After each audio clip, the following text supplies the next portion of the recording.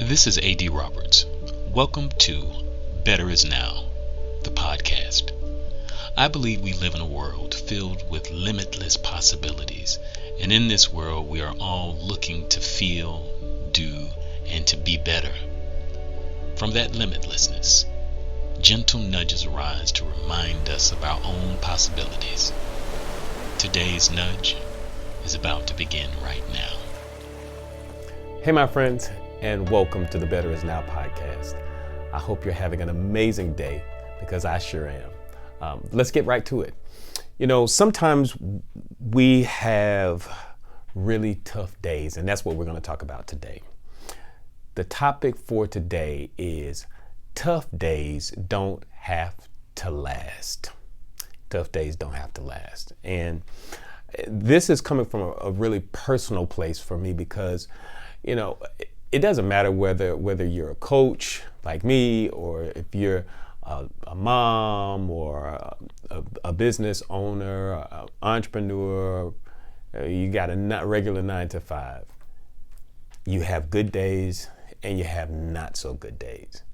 And that's natural. And you have to first understand that that's what it is. But I want to give you a scenario and what those bad days often look like. If you wake up in the morning before your feet hit the ground and you just don't feel yourself.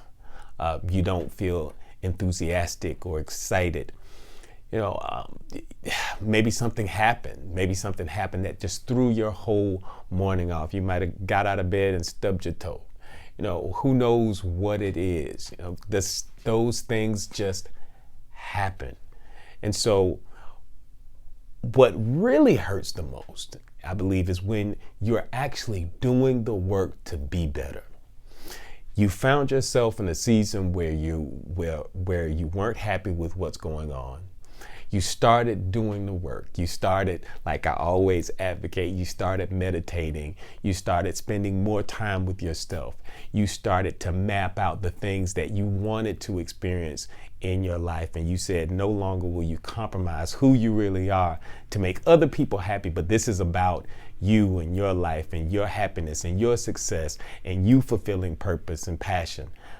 But then things don't tend to work out exactly the way you see them, or you have a setback, or you get out of bed and stub that toe. Whatever it is, I want you to understand that when you are working towards something and you have one of these days where everything seems to be off just a little bit or even a lot of bit, what do? The first thing I want you to understand is that have you ever driven a stick shift? And as you drive that stick shift, you go into first gear, and you learn this early on when you first learn to drive one. The first few gears are the toughest gears to get into. They're the toughest gears to engage. If you can get into that first gear, I remember many times I was learning how to drive my uncle's Dodge Daytona, I think it was, some kind of car back in a long time ago. I'm not going to say what years, but a very, very long time ago when I was a teenager. And I remember trying to get it in first gear, and I would ease off of the clutch, and he would try to explain to me that you have to make this smooth transition between just giving it enough gas and letting up off of the clutch so that you can get it into gear. And then it's time, okay, we're moving forward now. Now you have to change you're moving forward. Now you have to change from first gear to second gear. That's a little easier, but there's still that point where you have to ease off the gas, press the clutch, and allow this transition to get into second gear. What I want you to get is that transition many times doesn't feel good. And that's what you're probably going through today. This may be one of those days when you're having the transition between first and second gear. And you have to ease up off of that gas so the forward momentum slows down just a little bit. And you have to take it out of first gear, have that neutral place, find second gear, use the clutch, and then put it into second gear. And then ease off of the clutch and back onto the gas. In that transition, that is where that transition is not easy. That transition doesn't feel good. That transition can be hard. Anytime your life is in transition, or you're shifting from one level to the next level, from a lower level to a higher level, to a life that is unfulfilled and unsuccessful to one that is successful and one that is fulfilled. That transition always takes time. It takes work. It takes effort. And it's not always going to be an uphill climb. This is not an automatic. Life is not an automatic. It's not. It's not that you press on the gas and it just goes and it changes gears for you. No, it takes the work. So when you have these days that are not so tough days, the first thing I want you to do is recognize that this is just transition. So it's not the end of the world. If you don't want to get out of bed, I get that. But go ahead and get up. Go ahead and get up out of bed. Go ahead and put your clothes on. Go ahead and start that ritual that you started for yourself. If you have a time where you set aside 10, 15, 20 minutes each morning to meditate or to pray or to read or whatever, do that. Follow your normal ritual. And what you'll find is that that activity will become ritual, and that ritual will become habit, and that habit will create a new lifestyle. And see, that's what is so great about creating these rituals in your day that really become these habits, because the habits of your day really wind up creating the lifestyle that you're looking for or not looking for. If you have unhealthy habits throughout the day, the result of those unhealthy habits will be an unhealthy lifestyle, an unhealthy life. That will be the fruits of your labor. So if you're having a moment where you're transitioning, just recognize that it's just a transition. And I'm telling you that right now. So don't stay there. So that's the first thing. Recognize that this tough day is just a part of the process and a part of the transition between where you were and where you want to be. The next thing, this is big. Be kind to yourself. Be kind to yourself. Understand that it's okay. You don't have to be perfect every day. Life doesn't work that way. You're not going to be bubbly and happy and full of excitement. We'd like it to be like that, but that's just not. There are all kinds of variables in the equation. Did you get enough rest? Did you get sleep? Did you eat? What type of conversations did you had before you went to bed? What did you do before you went to bed? Did you sit up and watch TV? What type of a movie did you watch before you went to sleep? Did you read a book? Did you have an argument? Did you have to yell at the kids? There are all kinds of things. You don't live in a box. You don't live on an island all to yourself. You just don't. We're communal people, and we have things that we just live. It's just called life. So the second thing is to be kind to yourself. It's okay. And how you're kind to yourself, be mindful of the words that you say. Don't say, oh, here you go again. Don't be negative to yourself. Don't call yourself stupid. Don't say, you shouldn't have done this. This was dumb, or this was that. No.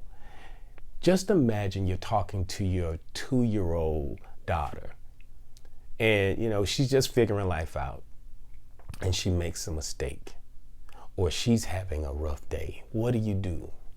Do you fuss at them? Do you yell at them? No, you're gentle and you're kind, and you pick them up, and you help dust them off, and you tell them that it's going to be what? Okay. So I want you to treat yourself. Like you are treating your beautiful 2-year-old daughter, and you treat yourself lovingly and with care, and you nurture yourself. Be patient with yourself. It's great to have expectations, but it's better to have intentions.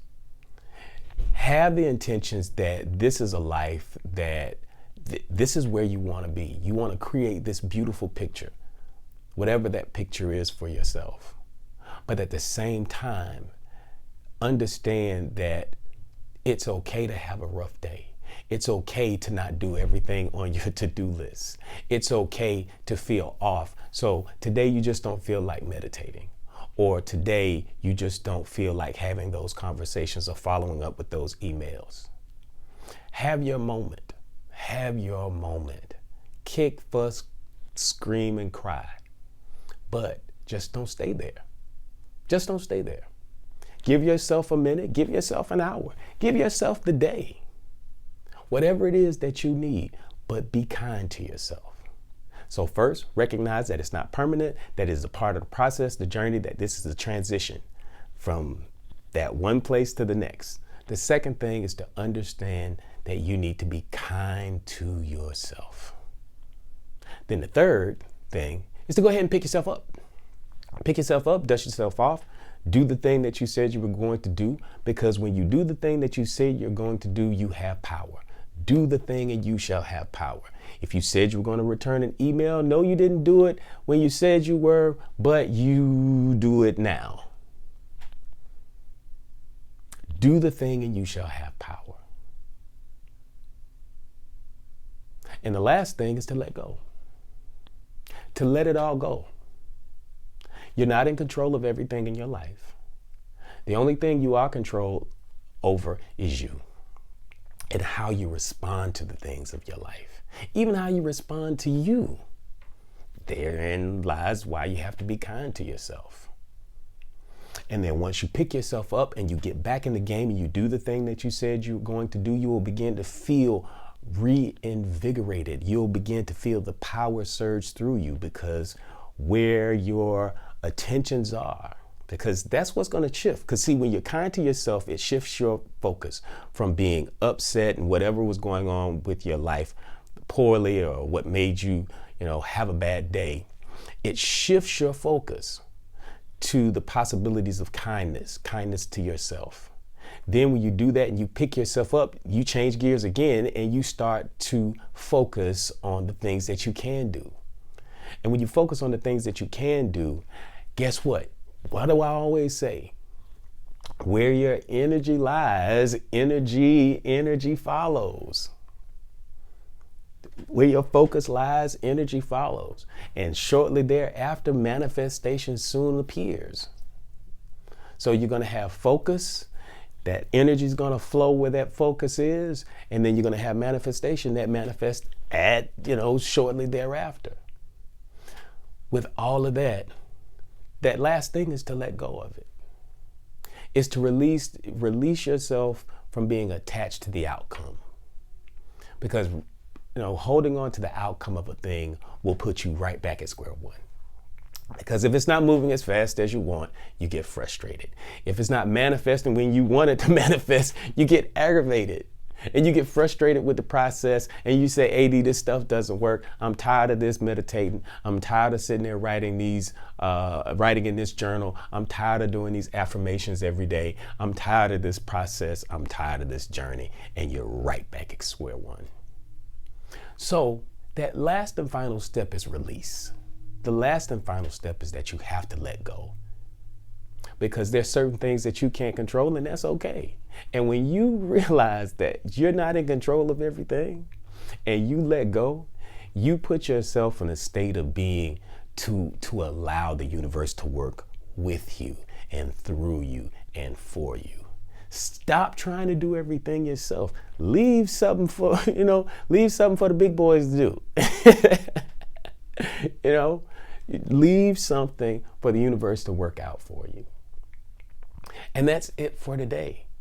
So if you're having a rough moment, that's okay. Have your moment. Kick, scream, fuss, fight, cry, lay in bed all day if you must. But remember, just don't stay there. This has been AD, bringing you this week's Better Is Now. This is my passion. This is my purpose. This is what I do. Listen, please like, share, comment on this podcast. Share this with your friends. Somebody needs to hear this today. Please do it. So again, like the channel if you're watching on YouTube. If you're listening to this on Spotify or on Apple Podcasts, please share. Follow this broadcast, this podcast. Again, I love this whole process of being able to share. So help us grow this thing and have some fun while doing it. I hope you're better this week. I will see you next time. This is A.D. Roberts, and you have been listening to Better Is Now, the podcast. Follow me on Facebook, Instagram, and Twitter for awesome programs and inspiring publications. Also, if you haven't yet, please subscribe to this podcast on your favorite platform like Apple Podcasts, Spotify, or our very own Anchor. See you next time.